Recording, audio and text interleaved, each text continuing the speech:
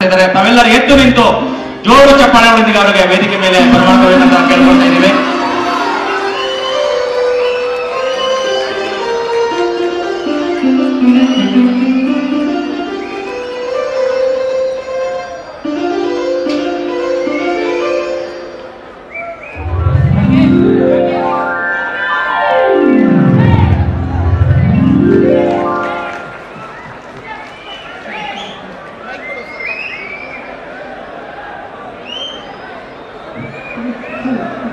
ದಯಮಾಡಿ ಹಿಂಭಾಗದಲ್ಲಿ ನಿಂತಿರೋರೆಲ್ಲ ವೇದಿಕೆ ಹತ್ರ ಬಂದು ಸ್ಥಳಾವಕಾಶ ಇದೆ, ನಿಮಗಾಗಿ ಅಲ್ಲಿ ಆಸೀನರಾಗಬೇಕು.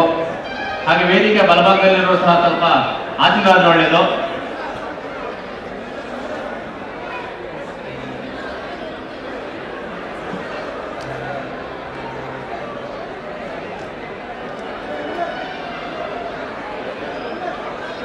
ಸರ್ವೋದಯ ಸರ್ವೋದಯ ಸರ್ವೋದಯ ಯುಗ ಮಂತ್ರ